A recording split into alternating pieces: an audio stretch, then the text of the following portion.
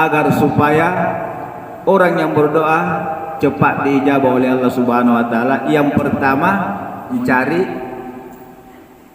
hari-hari atau waktu-waktu yang mulia di sisi Allah Subhanahu wa taala. Seperti kayaumi Arafah minas sana, hari Arafah setiap tahun, atau wa Ramadan minal ashhuri, dan sepanjang bulan Ramadan. Jadi malamnya dan siangnya. Wa yaumil jum'ah minal asbu, di malam dan di hari Jumat setiap minggu. Kemudian wa waqti sahri min sa'atil lail, waktu sahur di sepertiga malam. Ada berdoa yang kedua menurut Imam Al-Ghazali, ayyaqtanimal ahwal syarifah, ya, memperhatikan atau mencari kondisi-kondisi yang mulia. Jadi ada keadaan-keadaan itu hadirin mulia, dan orang yang berdoa saat itu pasti diijabah oleh Allah Subhanahu wa taala.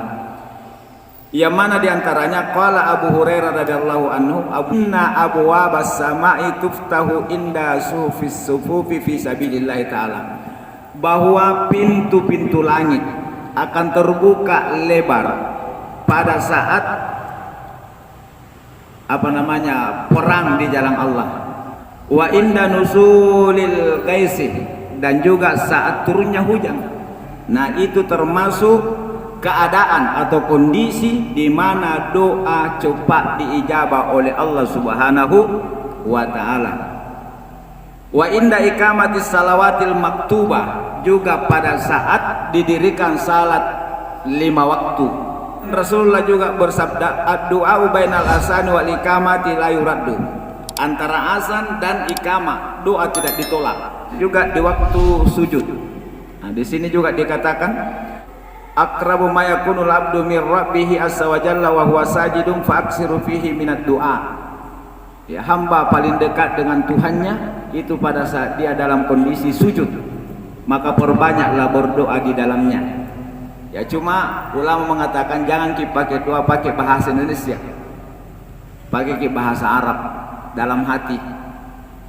Allahumma ya muqallibal qulub sabbit qalbi ala dini wa la ta'ati. Allahumma ya musarrifal qulub sarrif qalbi ala dini wa la ta'ati. Allahumma aghnini bihalalika an haramika wa aghni balika amman siwak. Tema kita kelompok ini.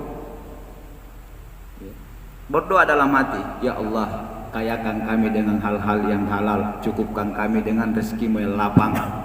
Allahumma inni as'aluka husnul khatimah, mematikan saya dalam keadaan husnul khatimah. Minta dalam sujud, utamanya sujud terakhir. Yang ketiga, ayyadu mustaqbilal kiblati wa yarfa'u yadayhi bihaitsu yara bayada ibtaihi. Adab yang ketiga, berdoa sambil menghadap ke kiblat, mengangkat kedua tangan sampai ya kelihatan ketiaknya. Itu satu.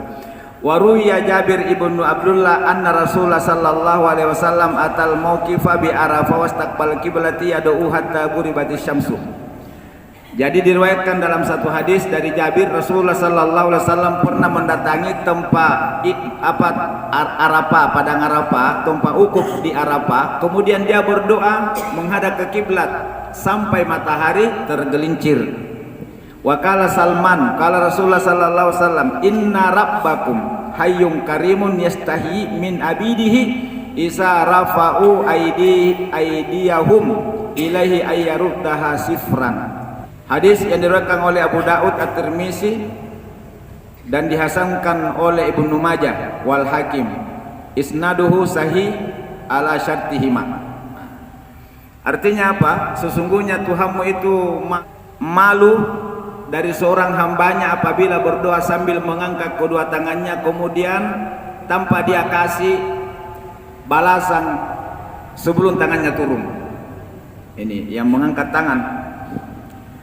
Kemudian hadis yang lain diriwayatkan oleh Anas, sesungguhnya Rasulullah sallallahu alaihi wasallam bersabda, kana yarfa'u yadayhi hatta yara bayada ibtaihi fi du'ai wa la yashiru bi asbiaihi. Jadi hadis dari Anas, Rasulullah bersabda Rasulullah sallallahu alaihi wasallam berdoa sambil mengangkat kedua tangannya sampai kelihatan putih di ketiaknya dan tidak menggoyangkan jari-jarinya. Ada tongkang berdoa biasa begini, lihat nih. Nah, sengaja atau tidak, kebiasaan juga bang. Jadi tidak goyangkan jari-jarinya. Hadis lain lagi, kala Umar radhiyallahu anhu, dari Umar radhiyallahu anhu, kana Rasulullah sallallahu alaihi wasallam isamat yadaihi fi du'ai lam yarudduha hatta yamsahu bihima wajahahu.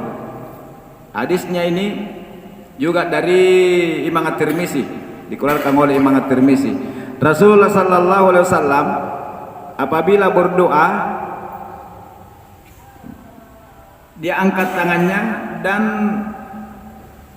dia usapkan kedua tangannya di wajah. Wakala Ibnu Abbas lagi berkata, karena Rasulullah sallallahu alaihi wasallam da'a damma kaffaihi wa ja'ala butunahuma mimma yali wajhahu. Apabila Rasulullah berdoa, dia mempertemukan kedua telapak tangannya dan berada pas di depan wajahnya.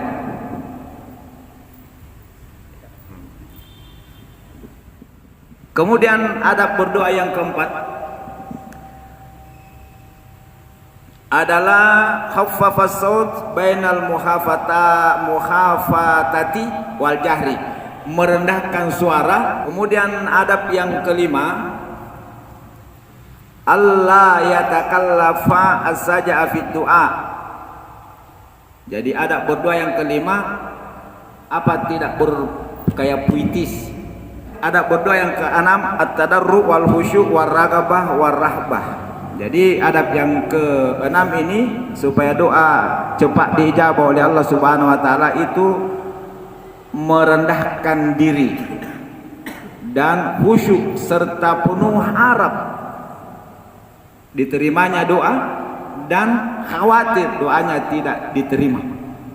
Jadi hadirkan itu rasa ketika kita berdoa, berharap doa diterima, tapi punya juga rasa takut doa tidak diterima.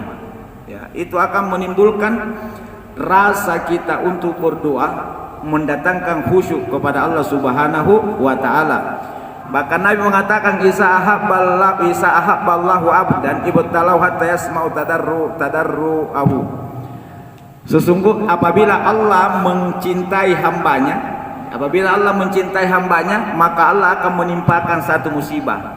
Ya. Allah menimpakan satu bala sampai Allah mendengarkan itu tadi kekhusyuannya berdoa. Nah, kemudian yang ketujuh ada berdoa ayyujasama doa wa yuqifu bil ijabati wa yusaddiqu raja'ahu fihi.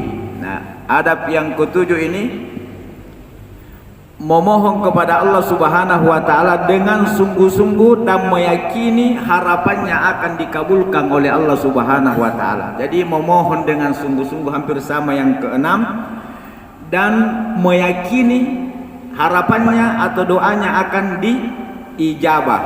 Makanya tidak boleh kita berdoa seperti ini. Contohnya kala Rasulullah sallallahu alaihi wasallam la yakul ahadukum, tidak boleh salah seorang di antara kalian ketika berdoa Allahumma ghfirli, ampuni dosaku ya Allah, insyi'ta, jika engkau mau. Tidak boleh kita berdoa seperti itu. Yang kedelapan, ayulah ya fit du'a wa yukarriru salasan. Ketika kita berdoa itu dianjurkan diulang-ulang sampai 3 kali. Nah, dianjurkan diulang-ulang sampai 3 kali. Misalnya Rabbana atina fid dunya hasanah wa fil akhirati hasanah wa qina adzabannar. Rabbana atina, ulang-ulangi setiap 3 kali, ulang-ulangi minimal 3 kali, itu sebaiknya. Zaman dimuliakan Allah. Yang kesembilan, ini penting juga, ayat tatihat doa bisikrillahi azza wa jalla fala yabda biswal.